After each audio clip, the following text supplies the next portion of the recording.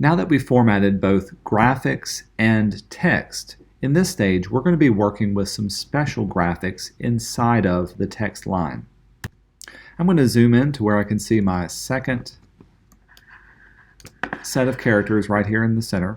Choose your type tool and place your insertion point right in front of Carolina Reapers. We're going to place an image right in line with this text. So with the insertion point right there, go to File and Place. Let's locate the Music Note AI file. We'll say Open, and notice that this places the music note right there in line with that particular text. InDesign is going to treat that character as if it was a regular text character. In order to edit this particular graphic, choose your black arrow selection tool, click once on the frame to select the frame, and let's scale it down. Now to scale it down, look at the very top of your control panel and find the 100% X and Y scale. We're going to type in 60% on one of them, and because it's linked, it'll automatically set this to 60%. However, when I hit return, notice that it dropped down the size of this, but it returned this back to 100%. If that happens to yours, that's totally fine. That's what it should do. So when you type in 60, it'll go back to 100, but it will scale it down. To further refine this anchored object, let's open up the Anchored Object options. We'll go to Object, choose Anchored Object, choose Options. Within these options, we can turn on Preview to see any changes that we're going to make. Let's change the Y offset for this inline value to be negative 0.05. When we say OK, notice that this pulls it down just a little bit off of that baseline. To give it a little bit of space between these two characters, let's grab our Type tool again. We'll place an insertion point in between the C and the note and adjust our kerning. The kerning can be found at the very top of your control panel, and it's this value here that should say metrics. We're going to type in 200. When you hit return, that'll add a little bit more space between those two. That done, let's copy and paste these onto each of the others. We'll highlight our character by clicking and dragging over it, go to Edit and Copy.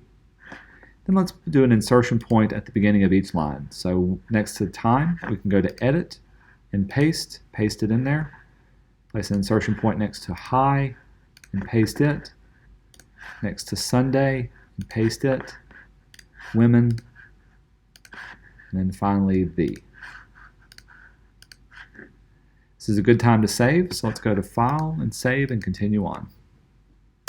Now let's create some type that doesn't stay inside of the bounding box. Instead, it should follow an irregular curve. I'll zoom back out. We want to make some type that follows the curvature of this guitar's outline. So I'm going to choose my selection tool and click away and deselect everything that's on our layout. Then we'll go to File, down to Place, and let's locate the text path JPEG. When we say Open, remember it'll follow your cursor. I'm going to click anywhere outside on an empty area to place it right there. Once it's placed, we can move it up to the top right-hand corner. So I'm going to set my X value to be 0 and my Y value to be 0, and it'll place it exactly where it needs to go. We use our pen tool to draw a path that follows this curve on this image.